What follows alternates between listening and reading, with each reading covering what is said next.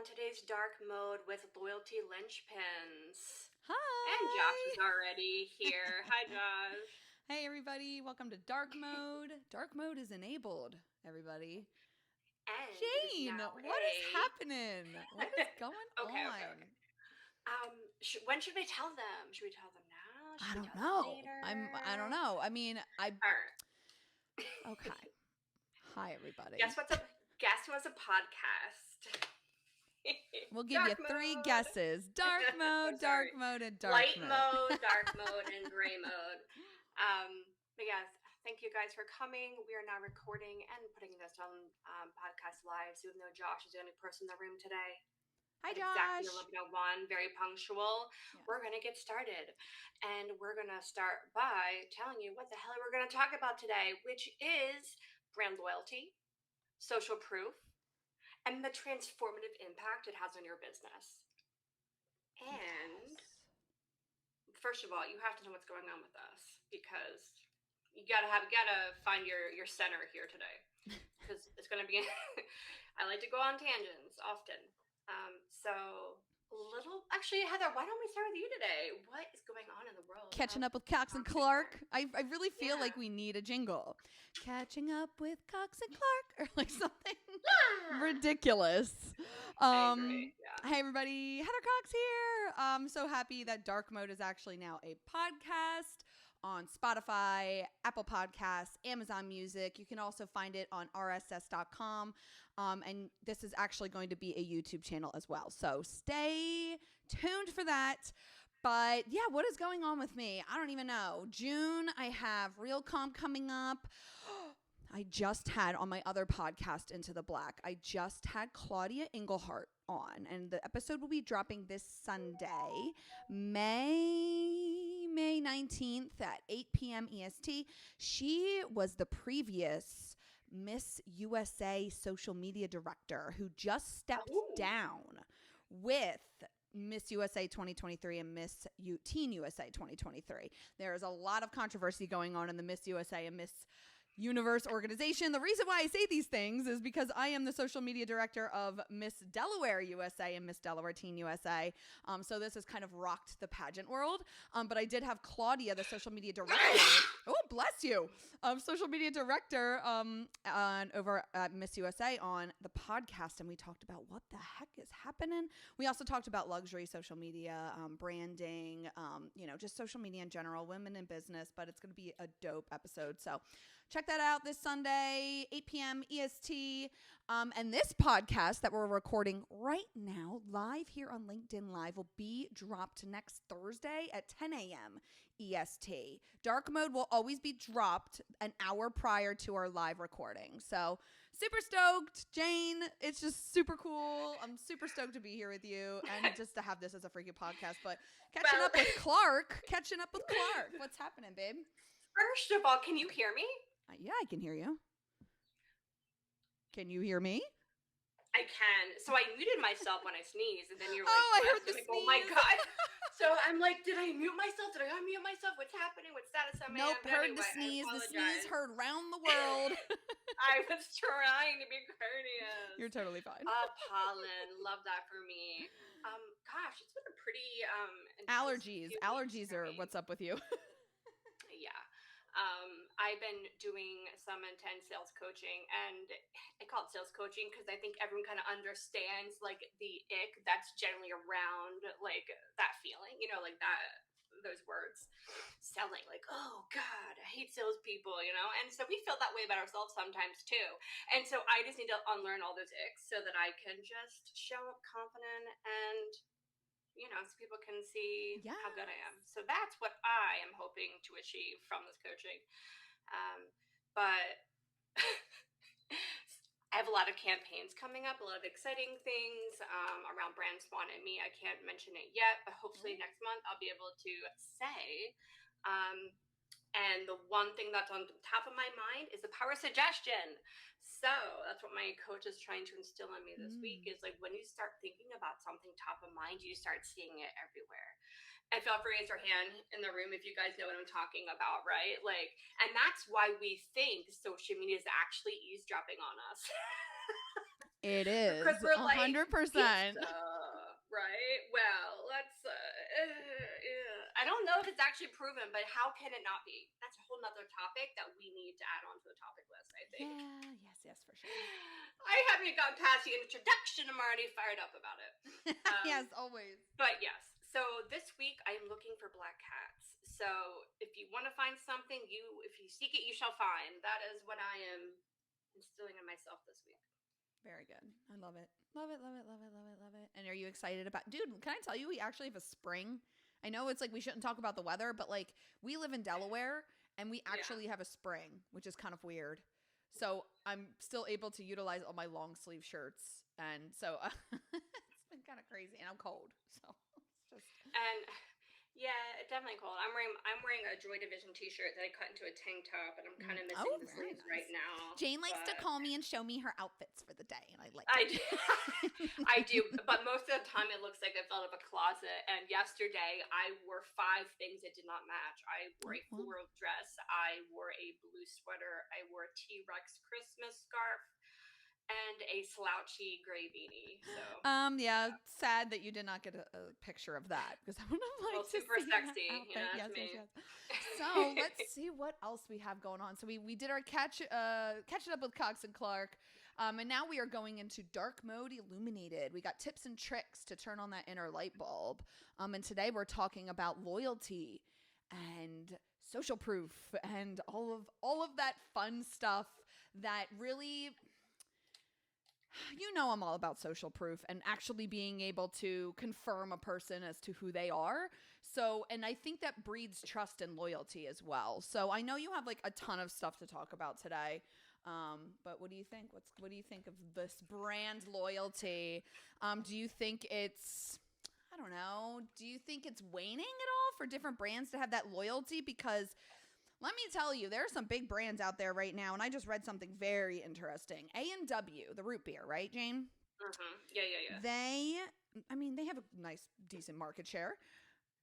Olipop, I read something very interesting. Olipop, which is a probiotic prebiotic soda that's not really a soda. It's plant derived, and it has like all this good stuff in there. And it's not really a soda, but they have a root beer version of it. Let me tell you, it tastes exactly the same as freaking root beer. And I read that Olipop has taken over the sales of A&W. Oh no! Yes. Oh wow! Yes.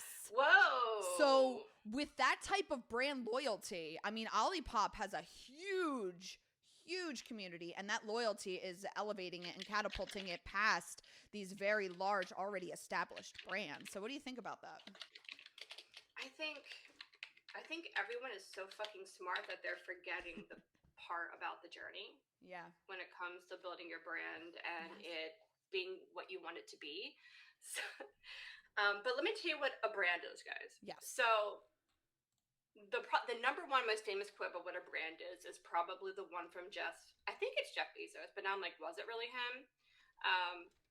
You know, your brand's what people say about you when you're not in the room. Right? We don't want to say nasty shit to people's faces because that would be uncouth. But behind their back, fine.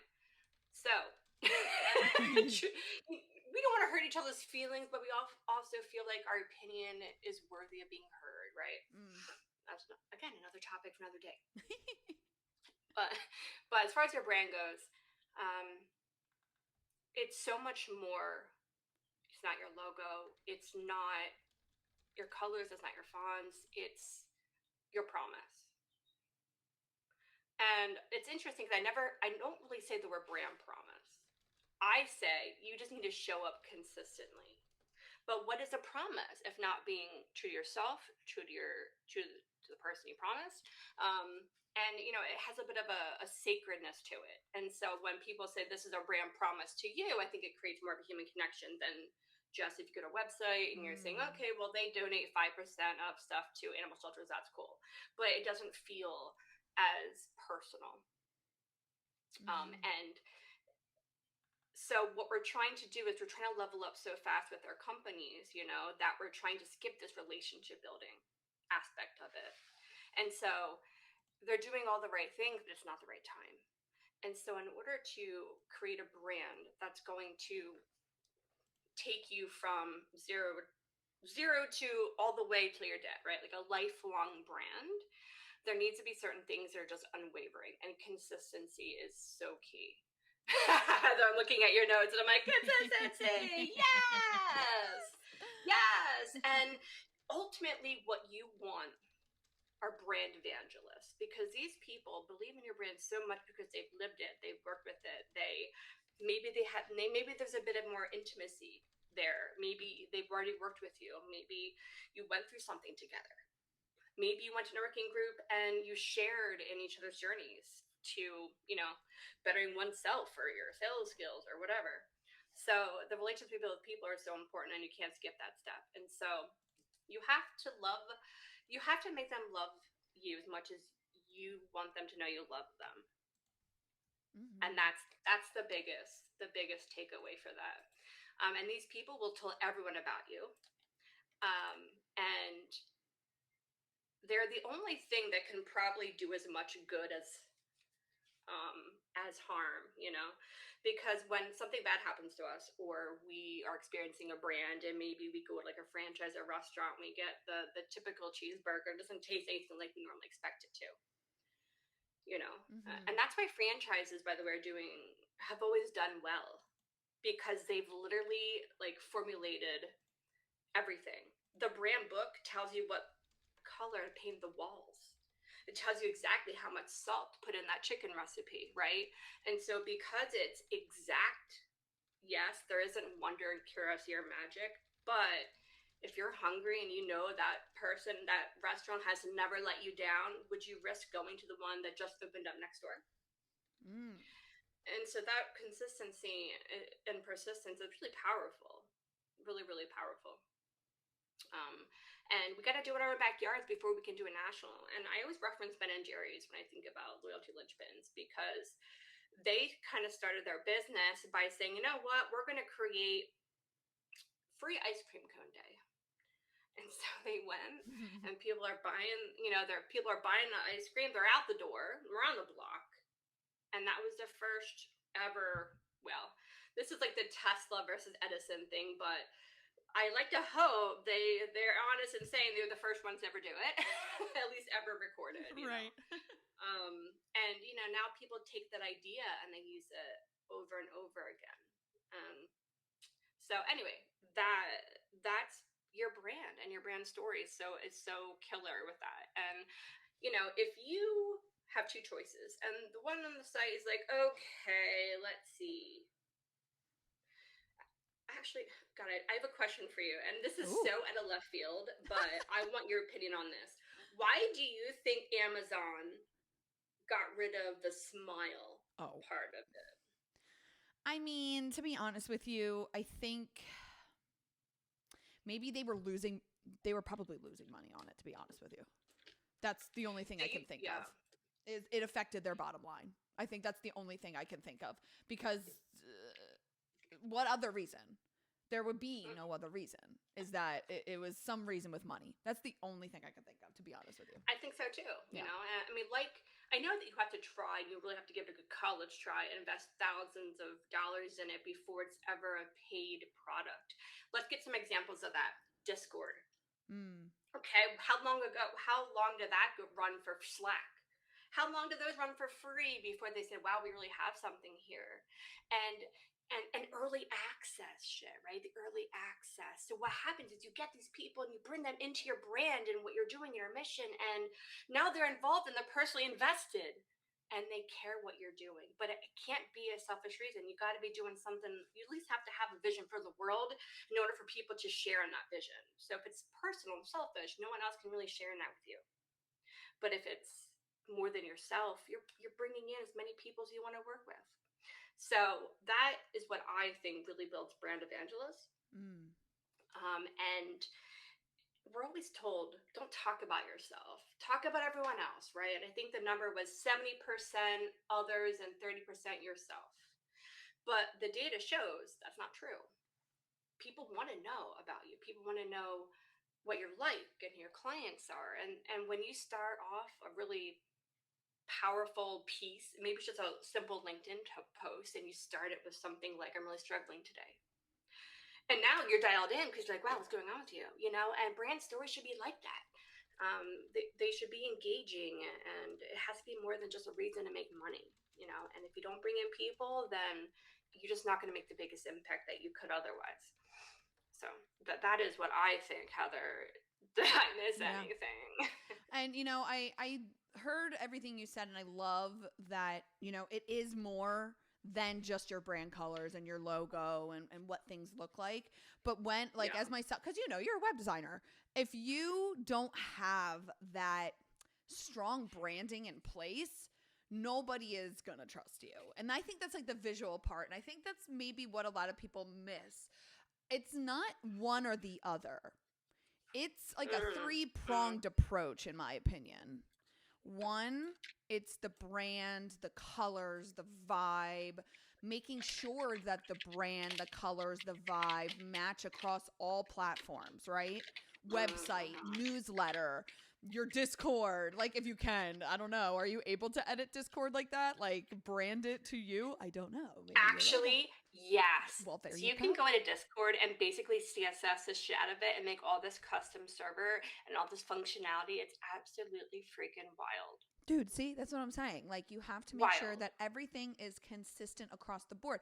Let me tell you, nobody would trust Coca-Cola if they had like a crazy ass logo in one place and then another place their website was down and then another place. Like, nobody would trust that. Nobody would trust if their pricing was all over the place from store to store to store. Nobody would trust that their cans are all different. Like, so you have to think about the visual aspect of the trust factor, because if you can't get your shit together, you think you're gonna get my shit together, like, as a coach? You know what I mean? That's what I'm saying. So, like, get your shit together in regards to branding and consistency. But then there's the community part. Like, yes, you may have that brand and it looks good, but you may freaking not even talk to anybody. You may be fucking crickets at this point.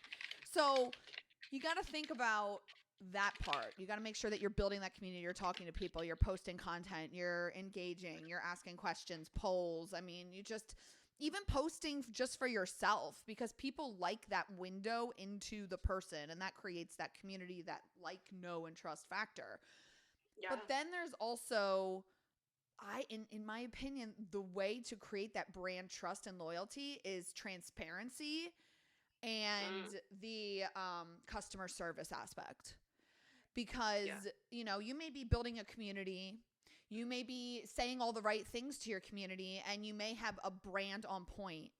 But if you are not transparent, and if you are being shady, and what it seems to be that you're being shady, and you don't communicate effectively, and you don't let people know exactly what is happening, then they're not going to trust you. I see this all the time over on TikTok, where this large brand goes viral, and then they don't know what to do with it, and then their customer service is shit, and then people are in the comments section basically canceling them, because it's like, oh, well, I ordered something 6 months ago and I haven't even received it yet, and I've gotten crickets on the customer service end.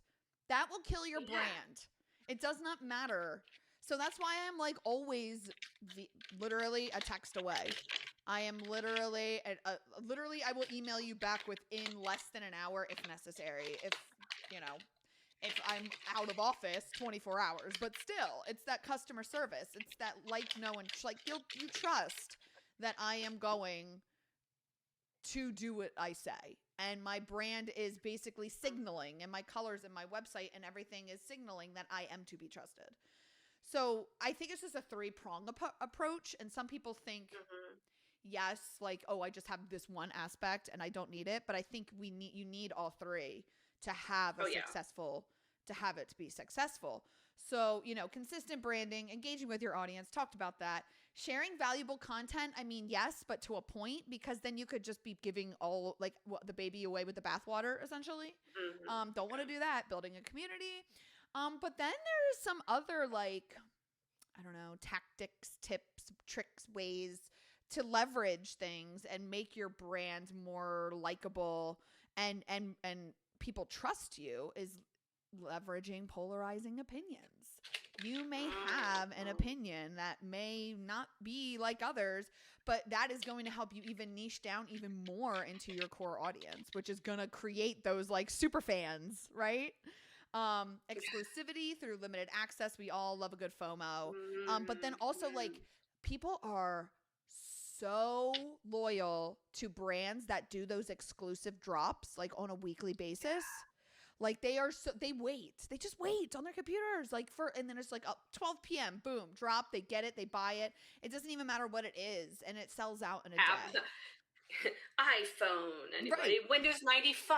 People are lined outside in Radio Shack, exactly. Guys. White men everywhere. Exactly. So, and then, the transparency and mistakes, that basically speaks to the transparency part, because there's this one, she was on TikTok and she was like, hey, everybody, I'm so sorry your orders are late. And she basically explained the whole entire issue. Like, hey, I messed up and here are the reasons why I messed up, but I'm going to give back to you. And now everybody is going to get a free da-da-da in their box when it ships. And then everybody in the comment section was like, oh my God, thank you so much for letting us know about the issue. And we are all going to be patient. We love your business so much. And like, if you just kind of lean in to being transparent and being empathetic, then I'm telling you, like, people are going to trust you more than the company that is just leaving everybody on red, essentially. And then you will be outed by YouTubers. Right, right. And TikTokers, for sure. Like, yeah, for sure. So yeah, those are some of the things that I like to really, and also like testimonials and reviews. I mean, referrals, getting the client to even say it. I had a client and he was just here. Actually, he was just here yesterday, past client of mine. Well, still, I still do his website. But he was here and he was telling, and he has this YouTube channel where he would get the people who he serviced in his, short sale, property company. He would get them to record their reviews of themselves. Like, just record, be like, Bob helped me so much with this, that, and the other. He helped me avoid foreclosure and this, that, and this. And like, it's coming from their freaking mouth. So it's not like he could be like, oh, well, this was said. And then, you could take it out of context, or you can shorten up the review, which is illegal. But so just having it from the horse's mouth, essentially, in regards to reviews and testimonials. And you see me sharing it all the time. I am constantly sharing testimonials and reviews from my clients, because why not? That's basically, like, the other day I shared a client's review of mine and I gained like 5 followers on Instagram. So again, just putting yourself out there, the transparency, the consistency, which you mentioned earlier, and then just like consistency with posting, but also consistency in the brands, the vibe, the colors, the tone, the speak, the verbs, all the things. It's more than just color, right? So exactly. And God, I could talk about this like all day long, but I think there are two main takeaways from this. One is that people want to work with companies that walk the walk. And you can only walk the walk if you put into place what will allow you to fulfill that promise. So yeah, you can say, you know what, we believe that every person should have, the best quality carpets in town. But then if they buy your carpet and it's garbage, you just not only didn't fulfill your promise, you actually went back on it. You did the opposite, So, and that is very damaging. So make sure that you can deliver what you promise when you promise it. For sure. Is key. Or then you're going to find yourself on the BBB. Actions speak louder than words. Actions speak louder than words. Indeed. I can give one example of how a brand really helped me, and I cried. I cried tears of just, I don't know if it's pride or if it was just like, it's working. Oh my God. So as most of you know, well, if not, if you're just tuning in, hi, I'm Jane. I'm CEO of Brand Swan. And 4 years ago when I created Brand Swan, oh my God, the brand building with me and Jen was just so fabulous. I loved it. Well, one day Kelsey's like, you should check your email. And I'm like, it was a Sunday night. I'm like, oh yeah, here we go. Like I don't check my email on Sundays. Okay. I don't work on Sundays. But when Cassie sent me that message, I just knew something was up. So I found out that there's a company out there, and this is something that happened where they impersonate your company, and the scam is that they put out job applications, they get these applications, they go through the interviews with these people, they promise them positions and money, and somehow they get the employee to buy something and then saying that they'll be reimbursed, but then they never are, I think is how it works. And then when they're mad, who do you think they're going to? Brand Swan, right? So that's the company. So that's the crime, really. Well, the message was like, hey, do we have a call tomorrow? Because, and I'm paraphrasing here, that the people she talked to were men who said they wanted to bring her in. And she was like, it didn't sound like your brand at all. You don't even have any men on your website. You know, like, are there even many who work with you? And we just happen to be a female-led team. And so I knew it wasn't us immediately. But can you imagine? Our colors, our verb, our messaging, and the way we speak was enough to let them know, hey, this doesn't feel right here. And it was just a really beautiful moment for me. Not that I really needed validation that brands are good, but to see it work in action to protect you and your customers, not just your customers. You know, it's it's a mutual contract, a social contract, if you will. That is bonkers story, by the way. Did he get his in the end? Well, you know, these are probably warehouses with lots of people scamming people. You can hear the people talking on I mean, these are entire just scam farms, essentially. Yeah. Scam farm. There you go. Yeah, I wasn't sure where I was going with that. I was just like, telemarketer scam. Like, this isn't right. Yeah, basically, you just there's actually what was I watching? Oh, I was watching John Oliver, and he did a article or story about how the Chinese government turned casinos into scam farms, essentially, because when the casinos shut down during COVID, because they had to shut down, everything was shut down, right, they turned them into call centers, and they're still operating as call centers to this day. So that's kind of crazy that there are scam farms out there, literally like impersonating you, essentially, in your business, which is bonkers. That is why also you need to have a strong brand. That is another reason why you need to have a strong brand, because if you don't have a strong brand and your shit is all over the place, it is so easy to impersonate you. If you keep changing your brand colors every month, I've seen people do that, Jane. I'm dead ass. I have seen people literally rebrand themselves every freaking month. And it's just like, how? How are you in business, number one? Number two, you look shady as shit. And number three, you don't look like that you could really secure your brand, because somebody can knock you off in a second and pretend that they're you. So, and for a guy to do that to you, I mean, it probably would have been harder to like catch if it was a woman scamming you. You know what I mean? Yeah, it could have been. That is bonkers, man. Oh my gosh. It's bonkers, yeah. Be consistent in the branding. Keep your shit safe. And, you know, it's funny that you're using like Coca-Cola as an example, because I mean, and I don't know if people actually know this, but Coca-Cola used to put traces of cocaine in their drink back then, and that's what made it so fucking fabulous. So, and and I mean, everybody was like just basically addicted to Coca-Cola, and they're like, oh yeah, that's why everybody loves it. No, it's not the branding, it's not the taste, it's not the health benefit. It was the Coke inside the Coca-Cola. That is crazy. I love sodas so much. And plus, but the thing is, that's why I brought up. That is why I brought up Coca-Cola and Olipop and these soda brands, because let me tell you, I would drink a 2-liter bottle of soda every other day when I was pregnant, because that's all I craved, girlfriend. That's all I craved. But and then after that, I would have a Coca-Cola as my coffee in the morning every day. And it was not healthy, man. It was not good. The caffeine's fine. But so I bring up these sodas because there's a shift in the market now. And the brand loyalty that is attached to this shift in the market is taking away market share of these larger corporations, of A&W, of Coca-Cola, of Pepsi. the prebiotic section and the probiotic soda section in the soda aisle has expanded. I think it used to be one shelf. Now it's like 8. And there's like Olipop and Wild Wonder and Poppy. Chicory. Yes. And there's just, and but the thing is, they've created this community and brand loyalty online, pulling in the younger demographics.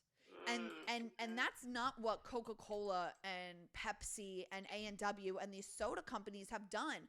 We are now, I think, more aware of the things that we put in our body. But, before we would be microwaving, TV dinners, and I'm like, oh yeah, this is wonderful for us, but it's like full of sodium, or like, heart disease has skyrocketed. But like, these brands know that they've seen the shift in the market, and they've seen all of these different sodas come out, and these soda replacements.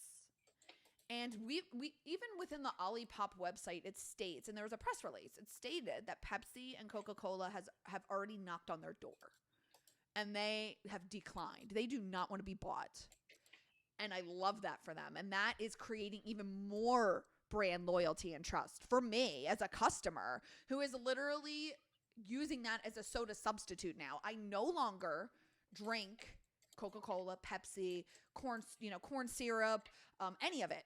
Ugh. Like it makes me feel like crap. But every day I'll have a Wild Wonder, I'll have an Olipop, I'll have a Poppy, and it's like they're just so great. The other day I even tagged Wild Wonder in a TikTok video in a comment section, because some guy was doing like the water test that, like, I don't know, you have to like talk about the type of water quality you have in your sodas and waters. And I tagged Wild Wonder. I was like, do Wild Wonder next. I was like, because I love this brand and I want to make sure they're cool. And they liked it. Yeah. And Wild Wonder was like, yes. I was like, see, they liked it. Do it. You know what I mean? So it's like these brands are really leaning in, and it's gonna erase a lot of these older brands. So, I mean, even that's another thing with like creating loyalty. Are you creating a new subset in the market that those people that were loyal to one brand, they can become loyal to that new market that was just opened? And this probiotic one, that's a whole new market. And they're stealing customers from the soda industry. So I find it really interesting how they've leveraged social media to create this community and brand loyalty that is like super fans.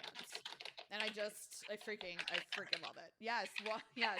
And I think the corporate greed aspect to this is what makes people skeptical. And that's because they do shit like, oh, I'm Coke and I'm going to knock on Wild Wonder's doorstep, buy them out, and then let it die. Yep, that's what they did to kill Annie's. Their competitors. That's what they did to Annie's. Kraft, I think Kraft bought Annie's, or a big company. Annie's is an organic kids food. I love Annie's. Yes, the mac and cheese. It's bought, and they changed it. So I just don't understand why these big companies think that they have all the power to just come in and swoop in and take these brands that have these like loyal customers, these loyal brand, you know what I mean? And I just don't. And that's why I love Olipop. They were like, no thanks. Yeah, I love that. That's just so strong. And your brand follows you around everywhere. Yes. Listen, let's talk about this. Guess what was alive before Elon Musk? Twitter, okay? Twitter hated him so much that he had to rename the company and make it something different. Like, it's wild, man. You know? Corporate greed. It's wild. The money. So that's money loyalty. talks. People you know what? Money used to talk, Jane. I will say. Money used to talk. But I feel like it's shifted. And I was watching somebody, they were talking about the new currency of awareness and attention. So those brands that have more attention on them, eyeballs, press, any of that, than the other companies that are just like the staples, they are going to do way better than these like old heads that used to own the market. So I just think that maybe, and oh God, I mean, we can go into numerology if you really wanted to. Because of the age bunch of Aquarius, right? And so it's just like the shifting of from the corporate to the self to the collective and the community, right? So I really have been seeing that shift in brands and how people are shifting their loyalties based on their morals, essentially, at this point, because we have to hold these large companies accountable somehow. And I guess that's with our with our dollar, even though I said money doesn't talk, big money doesn't talk, but I guess the little Main Street money does, you know? Yeah, people, I mean, desire is the number one power, I think, that anyone or any organization can have. How ambitious are you? What do you want? Do you want it bad enough? And then make it happen. But I don't like it at no, it has to be at what expense does this happen? And if you again don't keep alive the human element, the very people who keep you in business, Right. then you're just gonna be Do forgotten. you have a super fan in your business? Do you have a Hmm. customer who's like, I ain't going nowhere. I'm here with Jane for life. There's a lot of and this is where the lines start to blur because I genuinely love what I do so much and the clients I work with that friendship and I don't know. I feel like all of relationships are blurred, especially because Mm. Kelsey, for example, my cousin, she interned with me. She has earned her role here, but she's also my husband's cousin, and we're friends too. And we have to compartmentalize all that, and it works. It just works. And so I think, it really depends on the individual. Mm. But the team loves Brand Swan, and that makes me feel really proud because it wouldn't be Branson if it wasn't for them. Like they create the company culture, they create just making it something bigger than myself. So I would say the story behind is also kind of adorable, and that makes it a bit more welcoming. Mm. Some people it won't resonate at all, like Swan, and they just won't feel they won't feel it, and that's okay, because that means that in that part of their life, right then and there, they didn't need my services. They weren't the right Mm. client for me. So Yeah. And I do love swans, by the way. There's the way that I go home or go to like Hockessin from Newark or whatever is like these back roads. And for years yeah, there were these two swans that lived on the DuPont estate on the left, and there was like this huge pond. But now they're gone. bougie. They're gone. I don't know what happened to them, but they were there for a good 10 years. I don't know if they How got long is stolen or if one passed, but it was really sad. So every time I pass by there, I'm like, oh, the swans. And then I'm like, oh, Jane, because you're my swan. Um, so I have a super fan, and he's been with me from the jump.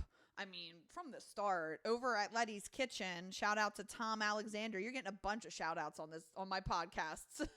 Kind of crazy. Alicia Cooper shouted him out the other day in regards to she's there all the time, like picking up fried chicken and sides because it's that good. Nice. But he's been with me for 10 years in social Nice. media and marketing and doing his website. And I consider him a super fan because like he could go anywhere else. He could work with anybody else if he wanted to. You know what I mean?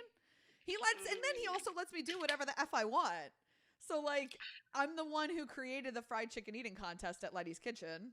That happens Nice. every 4th of July. It's happening again. This will be the fourth year, on July 4th, right after or before the fireworks, after the parade. But yeah, and he lets me, I was like, dude, Tom, we should have a fried chicken eating contest. And he was like, do it. I was like, let's go. So like that trust, that trust in your business and yourself really makes you feel good. Because if you Oh have a yeah. client that doesn't trust you, that it makes you feel icky. You're like, oh man, like, am I not doing a Yeah. good job? Like, Yeah, trust is a big thing for me yeah. because it is.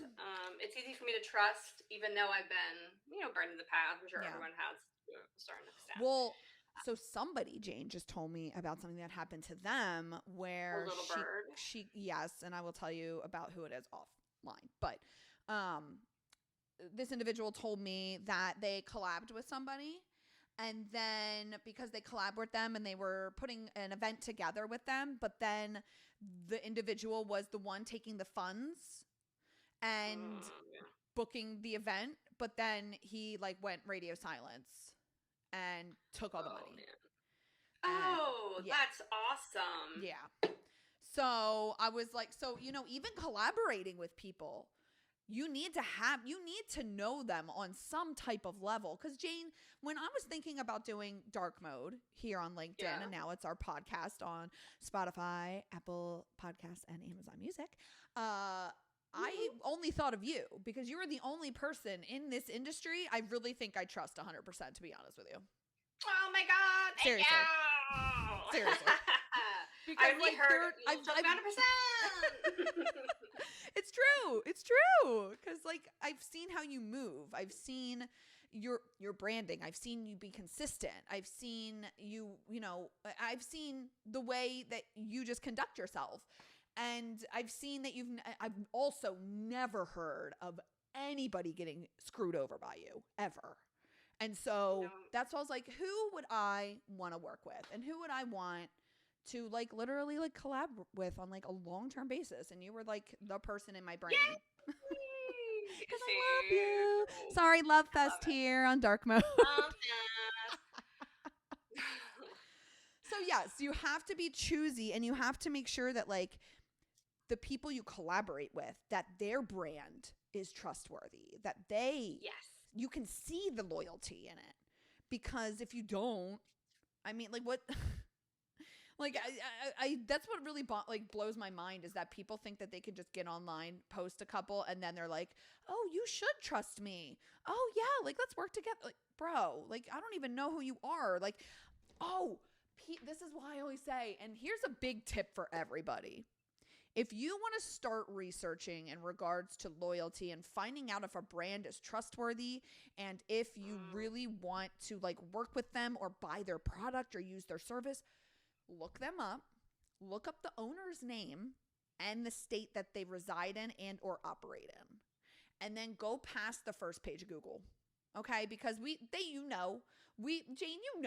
they are SEO the crap out of their good stuff. So you want to go to the second and third and fourth page. So perfect case in point, there was this individual over on Clubhouse. I love my Clubhouse, and Clubhouse helped me transition over to here to LinkedIn Audio. So shout out to you, Clubhouse. But there was an individual over there who everybody looked up to. Everybody. And I was like, dude, this seems a little off. Took his government name, looked him up, and let me tell you how many court cases I found associated with that individual. It was bonkers. And then when I started letting people know, hey, maybe you should Google these people, they didn't get too happy, and they started emailing me, and I had to block them and do all this stuff. But do your due diligence. Do your due diligence on brands, the people you're going to collab with. Do your due diligence on a service, a product, whatever a coaching. Jane, how much research did you do on coaching? I bet you a shit ton. Yeah. Yeah. And how many coaches did you find where you're like, oh. I think I only really considered two. It's really strange. It was such a long decision before I finally figured out what I wanted. Right. That when I'm like, who do I want to bring me here? I thought of the smartest fucking person I knew, and the decision was made for me. I was like, who said the coolest shit? Oh yeah, that person. And that person was just the right one, and it was awesome, and it's going really great, and yeah, I'm optimistic for my future. I know. I'm very excited about your coaching. Thank you. I'm excited. It's another 15 years. Let's see what we can do. I know. So we are now ending the portion of us talking about, today's topic, which is loyalty linchpins. And if you are joining us here on LinkedIn Live, thank you so much for being here, Josh. And if you're listening on our podcast, shoot us a subscribe, follow, leave us a comment. I don't know, wherever you're listening, just, engage. But now we are in news notifications. I feel like we need the. I know. We definitely need some. Oh, while we were on this call, I messaged my sister, by the way, because my sister is the owner of Mockingbird Studios out in New Zealand. She's a singer-songwriter. And I was like, make me a jingle. gave her the thing that says catching up with Cox and Clark. But then I said I would rather have you do it but I am going to also try AI. So I did find a jingle AI app. So I'm going to try that. So hopefully we'll have a cool jingle to add. Oh my God, that's I'm so all cool. about it, babe. I'm all about the production. Like, don't even get me started. I'm a theater kid. Hello? Like, but this is our news notification section. So, actually, I just saw this article in Forbes.com. Brand entertainment. Brands are turning to entertainment for engagement. And this is something that we, as marketers and social media managers and strategists, have known. There's a little thing called edutainment, where basically they are educating through entertainment. And that, I believe, is what brands are really turning to, because we all want to be entertained. We're all kind of like a little bit of escapism right now with everything that is going on with the world. Agreed. We are all looking just to heads down, buried in the phone, kind of just want to escape. So brands are really turning to entertainment for engagement. And this was a Forbes.com article that just landed 4 hours ago. So under this now leading tactic, brands source new opportunities to drive sales, cultivate long-lasting consumer relationships, and adapt to evolving market dynamics. So it is the era of brand entertainment, from red carpets to TV screens, and it is a growing trend. So if you want to check out that article, I mean, I'll drop it over in the event, I guess, if you want to read it. Let me do that. Wow, now. You made me, that sounded so fun the way you said that. But yes, that was my news article for today in regards to Forbes.com. There's a few more, but you know. Yeah, tell me about them. All right, so there's here we go. So this is another soda company. It's actually a viral. So this is on BusinessInsider.com. It's how viral olive oil brand Graza tapped influencers for its largest product launch after slashing its marketing budget. And basically, this extra olive oil, it's called extra virgin olive oil drizzle. And basically, what they've done is they have slashed their marketing, but have really leaned into the social and influencer, because that's where we are. I just had the other day, girl, it was a week of recording, let me tell you. Nancy Dybert was just in on Monday recording on Into the Black, and I asked her the question, is traditional marketing dead? And she said yes. So I'm not sure when that episode's going to be dropping. But yeah, I mean, again, the way that traditional marketing and branding and creating that loyalty is now shifting because of the shifting demographics and how those demographics consume content. That's just how it is. And yeah, and wow, that's phenomenal. And that's a great segue, because I'm actually going to talk about some design trends, and a lot of them I really want to talk about the ones that have dropped completely. Guys, I did go ahead and put this in the comment section of Dark Mode. So if you Google or LinkedIn search loyalty Lynchpins Dark Mode, you're going to find it. But anyway, it's from Design Pickle, and I have to say I love this guy. Plus pickles are great, as you know. I once asked an AI to write my bio for me, and it like latched on to the fact that I do like pickles, and wrote an entire story about how I fucking love pickles. The whole fucking thing was about pickles. And I was like, what is going on? But I thought it was so hilarious, because then I actually left it up. So anyway, cool.